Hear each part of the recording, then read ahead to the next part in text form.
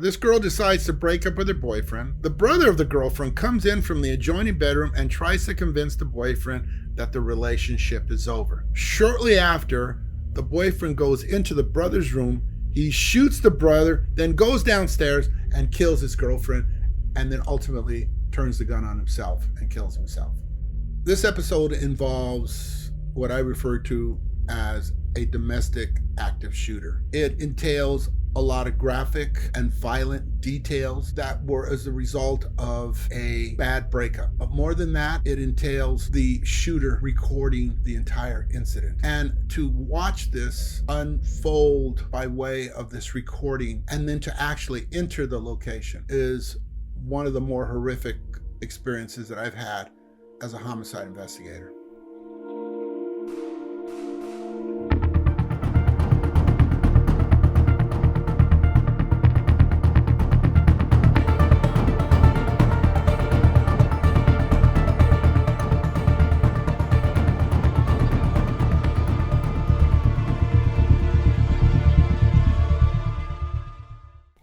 And welcome to When Death Awaits, episode 6, guys. This is our 6th one, 5. We've gotten 5 down.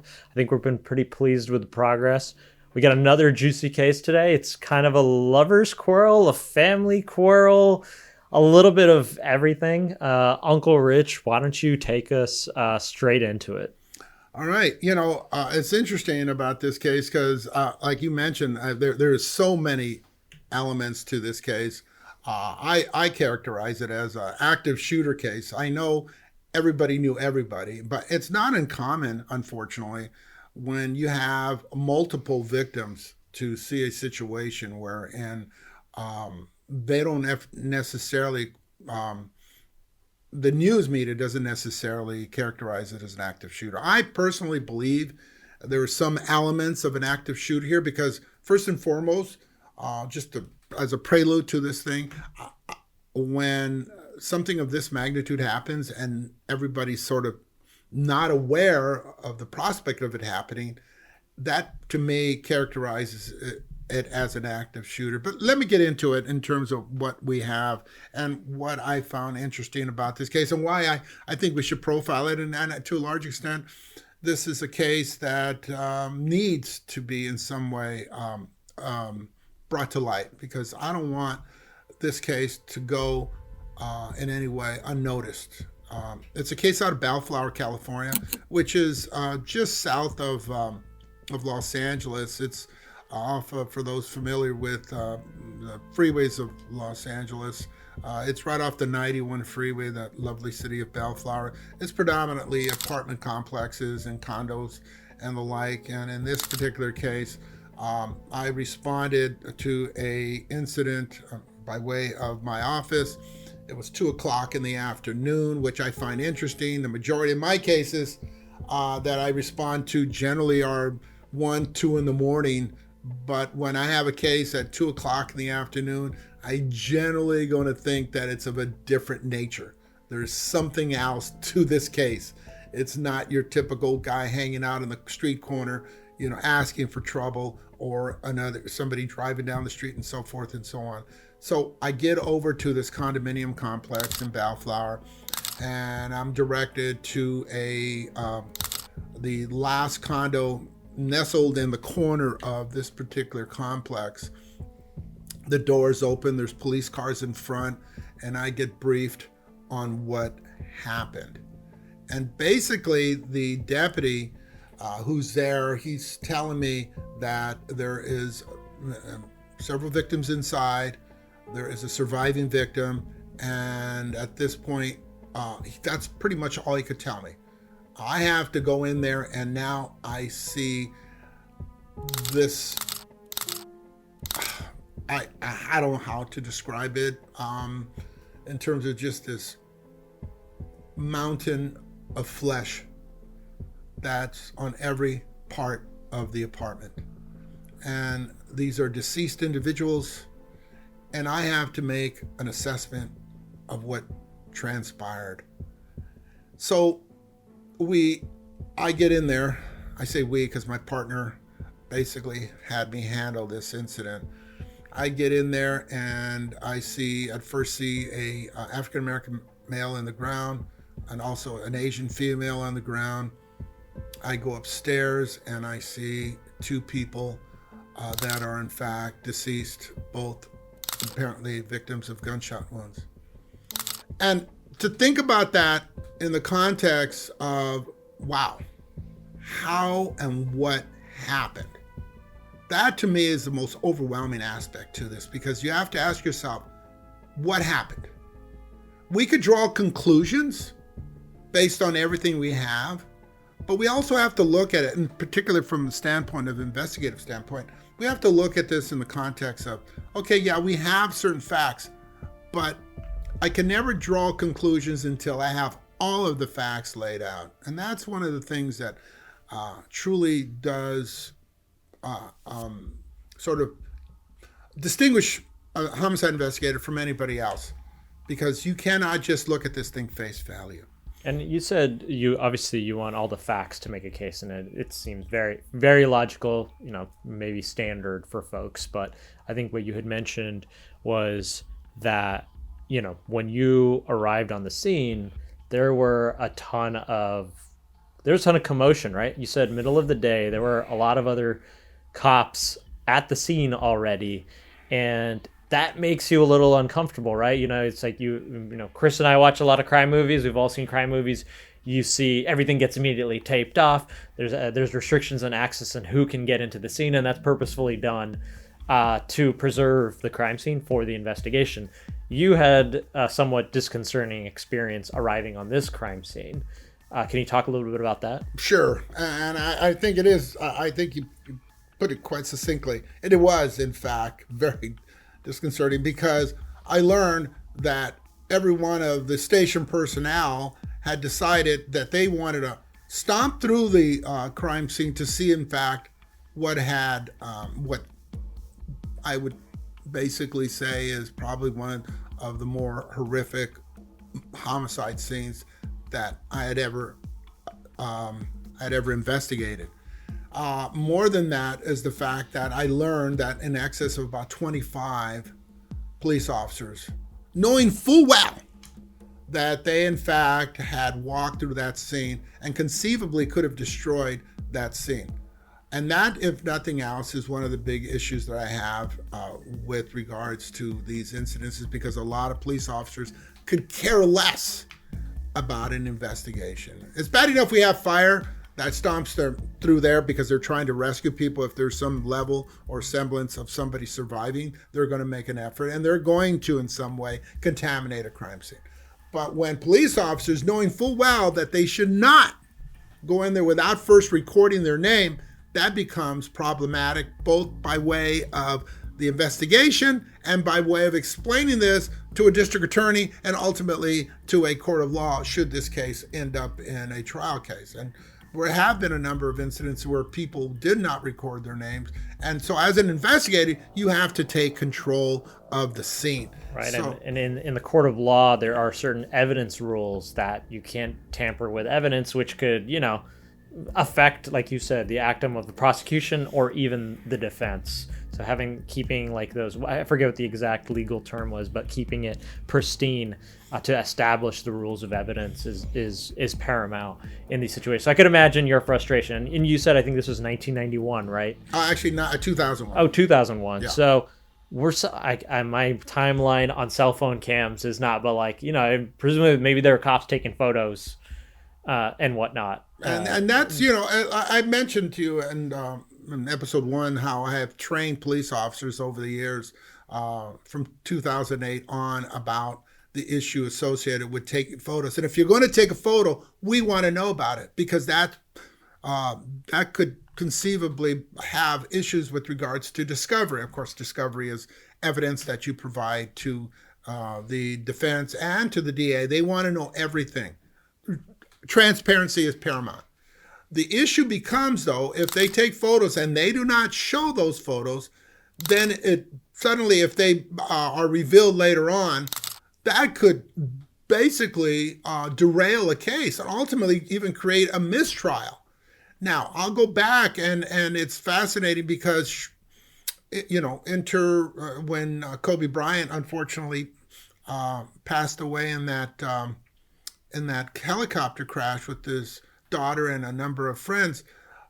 Most of those individuals, I had already not necessarily. I don't know who was there, but most of those deputies that had responded to that incident, they were well aware that if they were going to take photos, they better disclose them to the homicide investigators. And apparently they did not. And that unfortunately led to ultimately a civil incident. And to this day, we could say, and I could even apply it principally to this case as well. I don't know if there was ever photos taken of this incident by way of the number of police officers that were there. And again, I'm not even sure if those photos that in the Kobe Bryant incident do in fact exist still. But aside from that, that becomes to me a very difficult issue to deal with, because we have to have some level of control over our crime scenes. And in this case, going back to this Bellflower incident, it was pretty horrific. And it's very uncommon for the street officer to see 4 deceased individuals at one time. For me, it's not uncommon, because I've had several other incidents of this nature that, so to see a number of victims in a particular scenario, as unfortunate as it is, I'd love to profile additional cases for this particular program, but we'll just profile in this one. But it's not uncommon, Chris and Omar, that I would see multiple victims of this nature. I just wanted to profile this one because it has an intriguing aspect to it, because as I am in fact going through the crime scene and trying to determine what in fact had happened, ultimately I find a tape recording of the incident. It's like a cassette tape. A cassette tape, a micro cassette tape. And that micro cassette tape was in fact recording the entire incident by way of our suspect, who was, in this particular case, Mark. Mark had recorded the conversation between him and his girlfriend Jane, and it started in her bedroom. Umar, it started in her bedroom. And I just wanted to hop in. I'm looking at the photos here, and this is extremely disturbing. I'm seeing bodies on the bed, bodies on the floor, blood everywhere, bullets, looks like a revolver. When you first walked in, I mean, where did you start? Did you find this cassette tape in a pocket? Was it? We found the cassette tape in a jacket that apparently we later learned was Mark's property, our suspect. So, anyways, the tape recording, this micro cassette, literally detailed everything that unfolded that day by way of what I saw. So, I mean, we could conclude based on everything we have, but the fact that he had recorded this conversation, to me, all it did to me was basically say that he had fully intended to do what he did, because he's recording this either for posterity or for just pretentiousness, whatever it was that caused him to record that conversation. So I'll go with the conversation on this recording by way of what happened, because you could hear everything. So it starts off in Jane's bedroom, and Jane's in her bedroom, and she is discussing with Mark their breaking up. And it's not a contentious breakup. It's a very sort of just conversation, very calm. And downstairs, Jane's father went down. Had just come from Brazil. He was visiting his daughter and her son.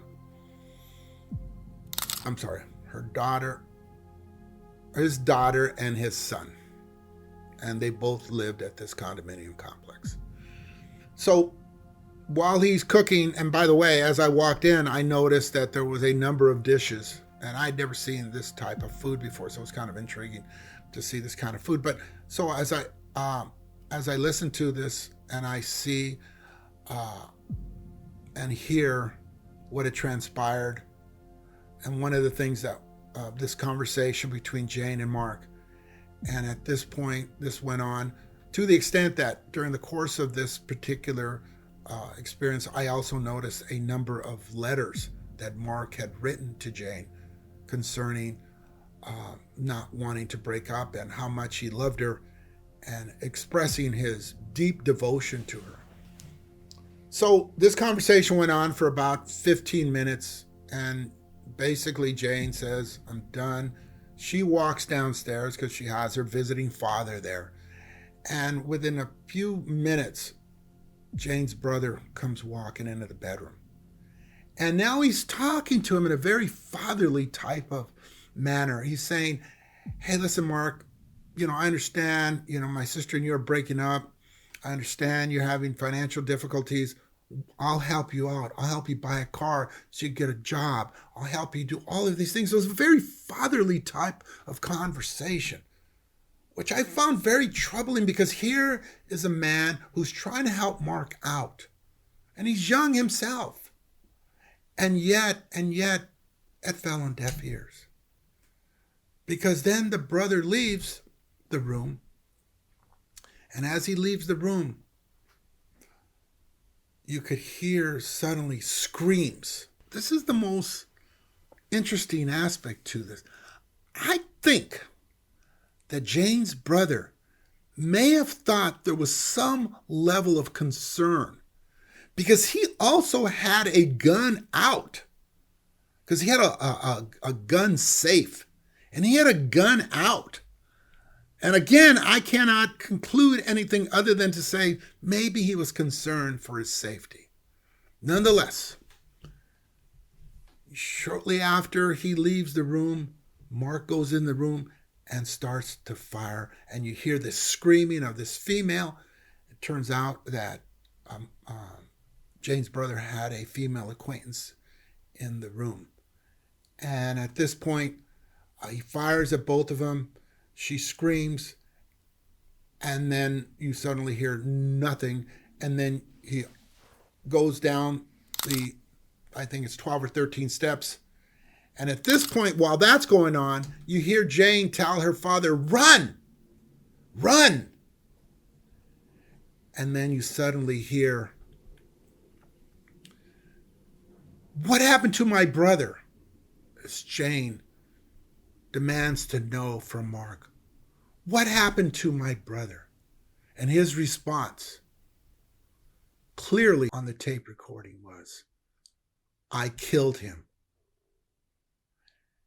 Jane goes, why? And then suddenly another gunshot goes off. You hear her collapse. And then at this point, you hear an additional gunshot go off. And suddenly you hear another body collapse. And that would be Mark. That was pretty heavy. What was of particular interest on the gunshot on Mark was it, and I've handled a number of suicides. Again, I don't want to get too far deep into this, but I noticed that the wound was not a direct hit. It was a hit the scalp and then went up off. If you look at the photo, it came off and sort of glanced over his cranium. And I'm looking at this, and I figured that was a lethal wound, because it was ultimately. But I'm not sure if he died right away. Oh, man, chilling. I'm not sure, because I've seen a lot of gunshot wounds, and I've seen a lot of people. As a matter of fact, I've had a number of people while I was working street gangs who die in front of me, And, but this case, And then you see all of these police officers. I'm even sure, again, I'm sure they rendered aid to him, or at least to see if he was in fact alive. But again, I got there, 45 minutes after this incident happened, so I'm not sure. And, that was another issue altogether. But ultimately, he did, in fact, die there. And I'm looking at these photos as well, Chris, and I'm thinking to myself, wow. Anyways. So just to dial back a little bit and provide some more detail and color, it turns out, and I think from your investigation, that Jane's brother, who was in the room next to Jane's room, was in the room. He was wearing a robe, and he appeared to be with a woman who ended up, and I think through your investigation, finding out she was a call girl. She was in lingerie. It just makes this scene even weirder. It's the middle of the afternoon. This is happening, and he goes to chat with Mark to try and calm him down when he's clearly, taking part in perhaps certain activities in his room. There's multiple, obviously, murder weapons and guns involved. Jane's father, who's visiting from Brazil, is in town. He's the one cooking food in the kitchen. And it was, you found out, Korean food, right? Right. So that had to be weird with just all this. I love Korean food, but mixing that with the blood and probably what happens to the body after getting shot, walking into that scene, there's got to be a lot of a weird, what is it, like just a smell concoction happening in there. And then you also, are you listening to the tape like on the spot there, or are you listening to it later? Like, no. I have so many thoughts running into my head and I got so many questions for you, but what was that like line like? It's interesting. When we first found the tape, the microcassette player, we started to look at it, and we started to actually play it. And then as we're listening to it, we actually are listening to it at the scene because we want to see if there's any evidence that we possibly missed. Maybe there was somebody else in the house. All of these things are necessary and because it detailed verbatim about what happened. And again, and here's an interesting little thing. I'm looking at Mark, and if you see the injury that he sustained, and that looks like a survivable injury, to be candid with you. But again, who am I in terms of medical expertise?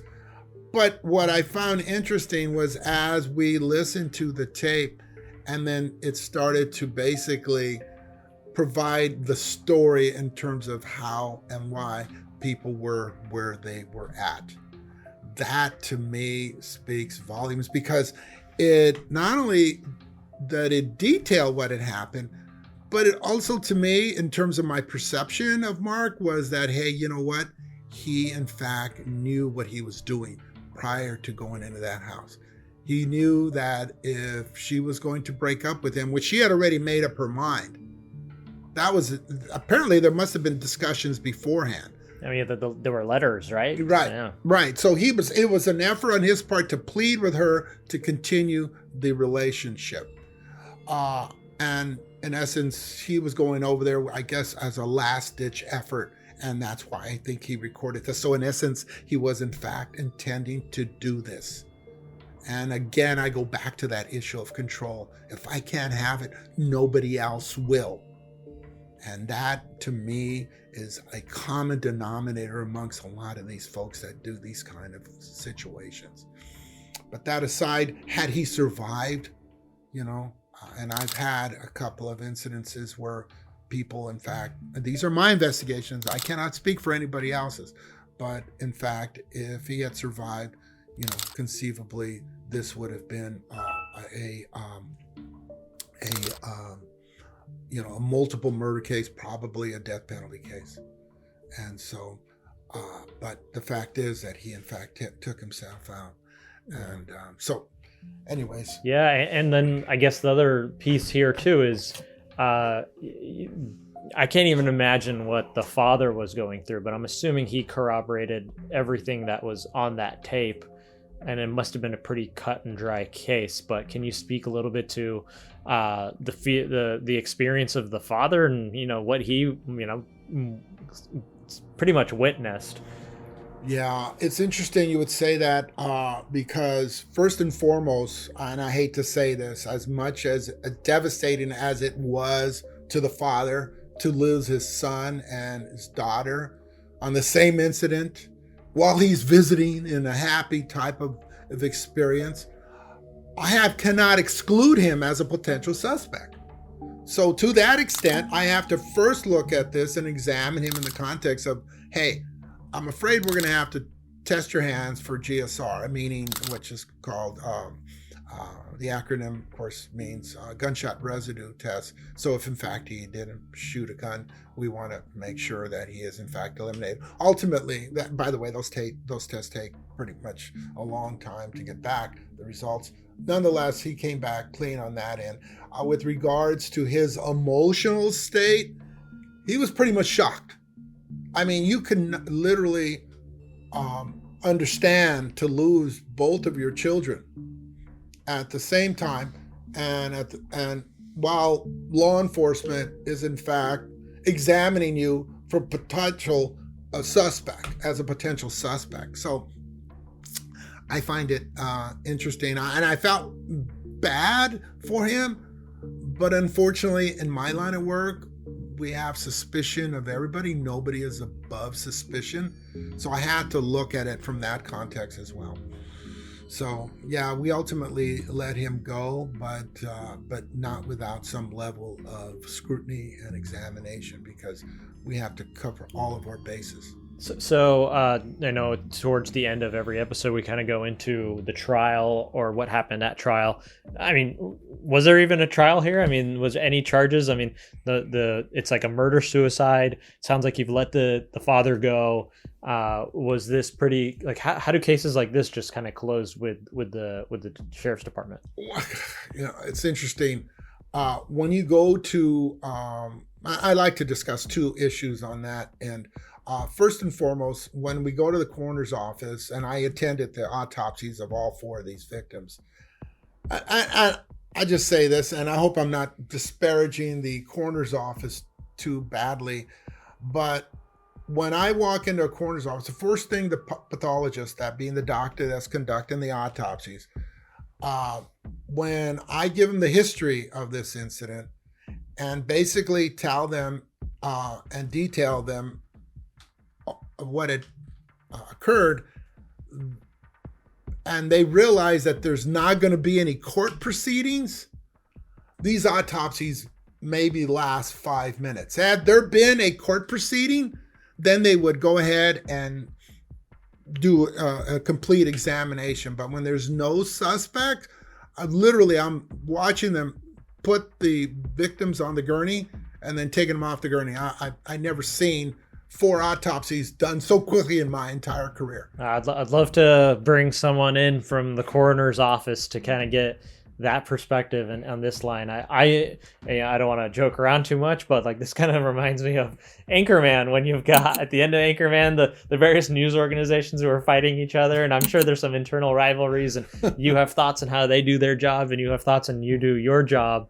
But it kind of makes sense, right? If there's no one fighting anyone's case, yeah, as human nature, you're probably wanting to close things quickly. And I was curious, was there anybody else in these families, whether it's Mark's or Jane's family, who tried to pursue anything further to get more answers? Like, was your investigation really just limited to just the crime scene, or did you try to speak to folks they knew, or to play the tape for others and get thoughts there, or how does that all work? Well, that's an interesting aspect, and I appreciate you asking more, because what we have is a situation where in addition to looking at this from a homicide perspective and a murder perspective, we also have to look at it from the civil side in terms of, if, for instance, if Mark is responsible, which he turned out to be responsible for this incident, maybe he's from a very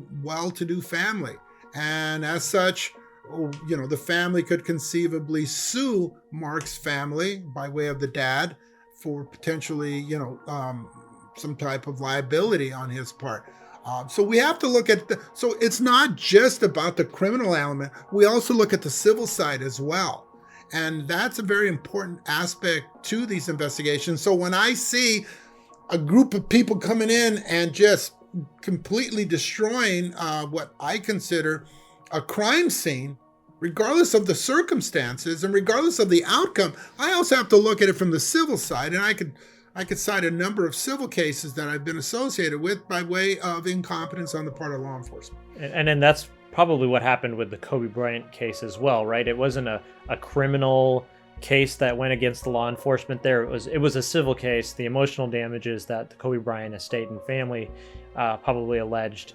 You can definitely read about it online. I don't know everything off the top of my head. And for the listeners, an important distinction with criminal cases versus civil cases. In a criminal case, you have to prove a case beyond reasonable doubt, which is a higher standard or burden of proof than in a civil case, which is, I think, a preponderance of the evidence, which people somewhat say is about 51%. It needs to be like 51% likely. And in those cases, you can win, monetary damages for the loss you may have. You may not be able to get a criminal victory over someone, but at least recover some sort of, what's the right word? Compensation. Compensation, exactly. Yeah, and again, we could even go so far as to say OJ. OJ was acquitted. He was found not guilty in that case, but yet the civil court actually found him guilty of the, not guilty, but I should say liable for the death of Nicole Simpson and Ron Golden. So in that regards, you have to look at it from the bigger picture. So as a homicide investigator, we look at every element and we have to concern ourselves with everything that goes on. But I just want to touch on one last thing regarding this incident, and that is that when it comes right down to the issues associated with this case, and the bottom line on this case is that when we look at this in its totality, we have to ask ourselves, first and foremost, was this person responsible? Despite the fact that there's a gun right next to him, despite the fact that the father had ran out, the fact that this girl is Jane is deceased next to him, we have to look, even if with the tape, it doesn't necessarily mean that we should draw that kind of conclusion. So, anyways. Well, one of my questions is, from you actually arriving onto the crime scene and walking through the house, how long did it take for you to discover this tape? Was this something that was within the first 10 minutes? Is it something that when you go through your procedure, are you checking the pockets and identification of these people first? Or is it walking through to see what is going on and I guess assessing the situation? So I guess when you discovered this, because assuming obviously that was very groundbreaking evidence as to what occurred. So walk us through that process. How long, I guess, did that take of when finding that tape to making the conclusion of this is what truly happened? Yeah, a good question. Because, it's funny, again, and I've mentioned this in previous episodes, that I'm not authorized to touch the bodies. That's a coroner's responsibility, and I would never touch a body. And the thousands of bodies that I've unfortunately have come across, I've never had the occasion to touch, contrary to what you see on TV in the Hollywood studios type situations. That's a coroner's responsibility. That's their jurisdiction. Going to your question along the tape, the actual, the microcassette was actually found upstairs in the bedroom. So that recording was amazing because despite the fact that it was upstairs, it still captured the shooting in the brother's room, the shooting of the female, and downstairs, the conversation between Jane and Mark when he ultimately shot her, and when Jane is yelling to the father to get out of the house. One last thing to your question, Omar. Anytime you have a immigrant, in this particular case that we learned that she was of Chinese descent and apparently an immigrant. This is the call girl with the brother upstairs in the room. Yep. Correct. When an incident of that happens, we always have to contact the consulate of the country of origin, so as to let them know that one of their countrymen has in fact passed away. regardless of the circumstances. And I've had a couple of occasions to actually contact the Korean consulate. But in this case, Jane and her brother were in fact here in the United States, and they were citizens. So we didn't have to consult with the South Korean government. But And we mentioned the father. Was there a mother? Like, was there a mother? Any other family members, or were they just a family of three? you know what? I never delved into the whether there was a mother, but again, the father's coming from. I believe he was coming from Sao Paulo, Brazil, to visit his kids, and that's why it was a celebratory experience for them. The father's there; he's cooking dinner for them, and then it devolved into what we ultimately described. I'm sure there's so much more to the story. I mean, it's chilling, it's sad, and thank you so much again, Uncle Rich, for taking us through it. Sure. Absolutely. Well, I want to touch base on a new part of the segment where we actually reached out to the WDA audience to fill in some questions, and hopefully we can answer them. So I have one actually that came in on Instagram direct message from Olivia in Los Angeles, California. And she wants to know, for Uncle Rich, have you had any experience with any high profile figures or celebrity cases?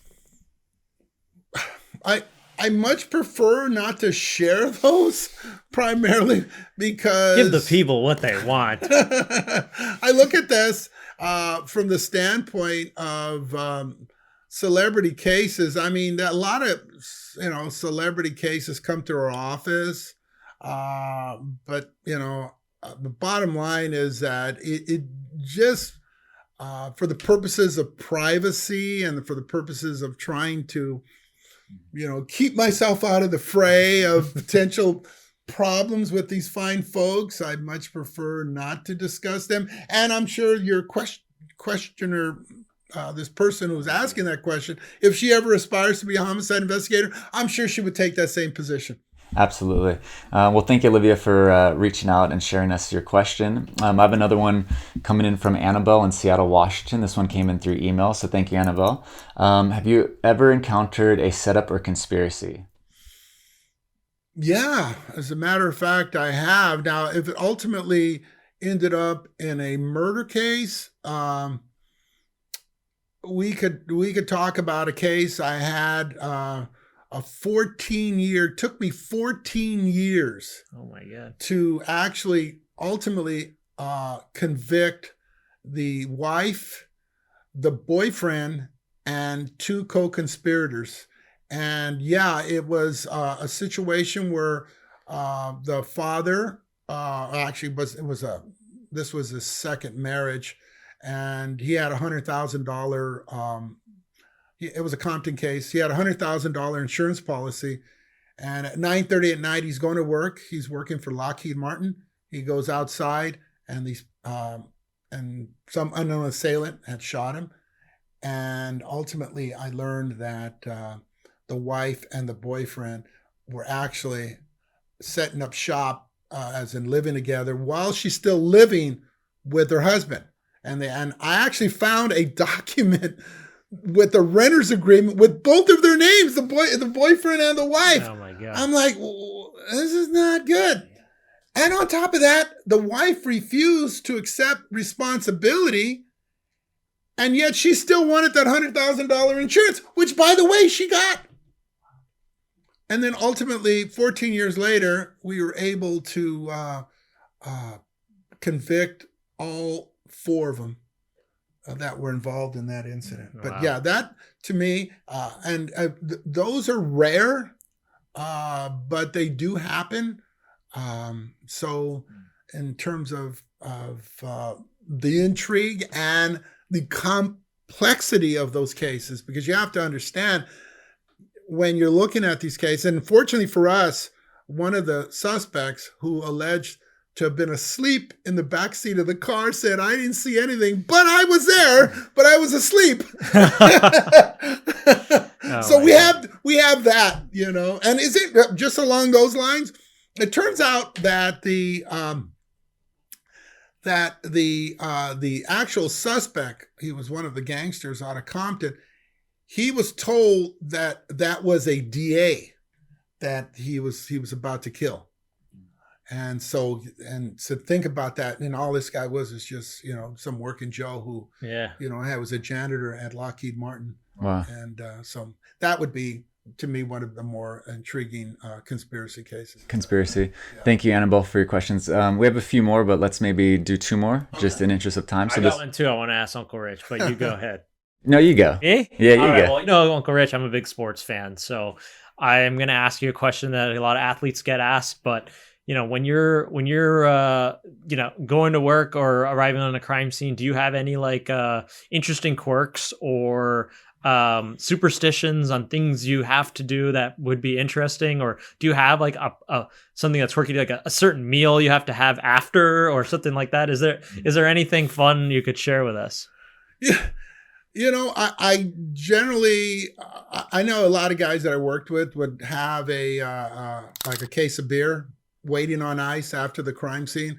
I was not too much into that. I know a number of guys that would go up to a crime scene, and prior to even starting the investigation, they would conduct a prayer over the body. I'm like, okay, generally a separation of church and state is pretty much what I practice. There is nothing really that I did, primarily because it was so inconsistent in terms of our lifestyle. You're literally married to the job. So if there's anything there, you're certainly not looking to get divorced because that's your income. But at the same token, if you're getting off at 6 o'clock in the morning, you're going to go have some pancakes, even though you've been up since 9 o'clock, or you've been at the case since 9 o'clock the previous evening. There was never really any consistent pattern or practice that I had that would, in fact, in some way detail what I did. But again, I've noticed that a lot of other folks, in fact, had some interesting practices prior to going to the crime scene. Well, can you tell us this? Is it true? Cops love donuts. It's interesting you say that. Every time I went to a crime scene, if it's 1 or 2 in the morning, there was always that box of donuts. So if that corroborates that, you heard it here. It's true. It is true. However, I generally didn't make it a practice to eat donuts because if I did, I'd look like some of my colleagues. So, but there was that donut element to it, no doubt about it. Do they like donuts? I think a donut. Okay, I'm going to just basically put rumors to rest here. A donut's a good experience because it gives you that sugar rush that these guys need to keep their job going. If you're working at 1, 2 in the morning, I've worked these shifts when I was in patrol. I'd go in at 10 o'clock at night, and get off at 6 o'clock in the morning. First thing you're going to do is go to a donut shop to keep that sugar rush going. And again, I try to avoid the donut thing because I realized that it wasn't good for you. But nonetheless, I think the sugar thing is we may need some When Death Awaits donuts in our future. Well, did you ever eat any snacks along the way, or is it just completely like you're going from point A to point B and it's not even, because I'm assuming you're just getting called at a time when you're needed. It's interesting. And how do you have an appetite when there's blood all over the place?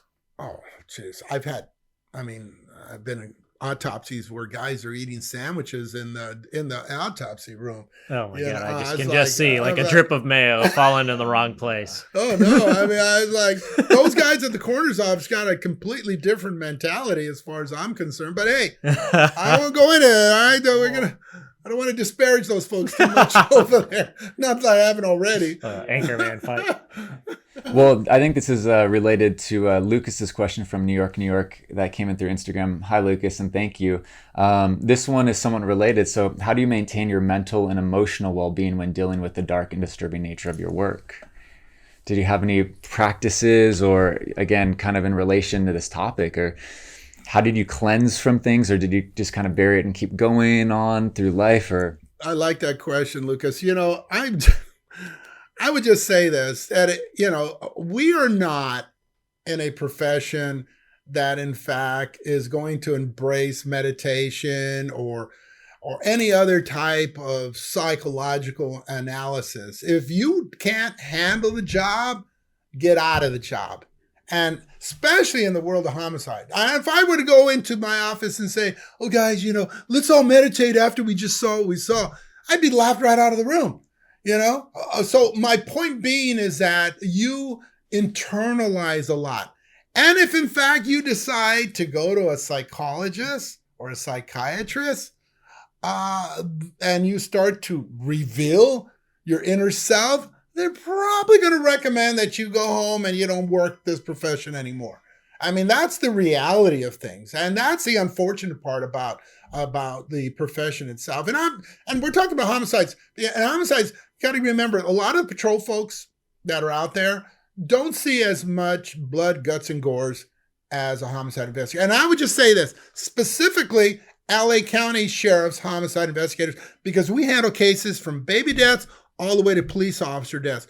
LAPD is a little more compartmentalized. They handle, they have a robbery homicide unit. And so we handle cases, again, as mentioned, all the way from Long Beach to Lancaster, from Walnut, which is over the far east of LA County, all the way to Malibu. And up into Los Hills and all those areas up there. So anything and everywhere. So think about that just for a minute and ask yourself, do I have the opportunity, the time, the energy, or even for that matter, the desire to want to sit and say, oh my God, that was pretty horrific. I don't know if I want to see anymore.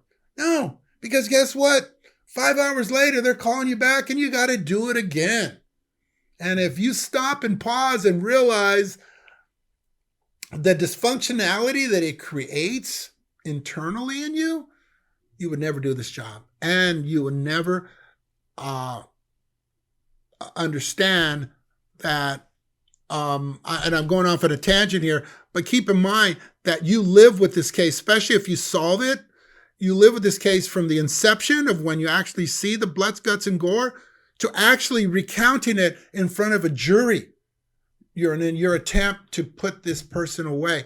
And think about that just for a minute. I don't want to go into too deeply into this, but you're sitting there, you're trying to put this away. You got ample evidence reflective of the fact that this person sitting at the defense table is in fact responsible for that. And yet you're still being scrutinized by a defense attorney, challenging everything and anything you've done during the course of that case. So now you're reliving it again.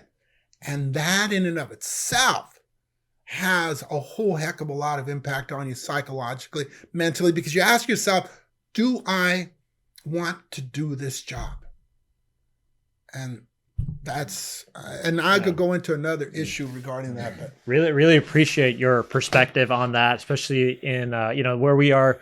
There's a obviously and justifiably a big focus on mental health and wellness just as humans overall in society today. I'd love if there were listeners who have a different perspective or a different approach, or if there are examples of departments across the country that are trying things differently. But the reality of the role, you painted it very well, and the realities of what you have to deal with, from investigation to what you take home to having to relive it, and then the realities of just having to step back into it the next day. I can only imagine what you've got in that skull of yours, Uncle Rich. I sleep okay. Yeah, good. What do you think? Should we do one more? Or should we save it for the next episode?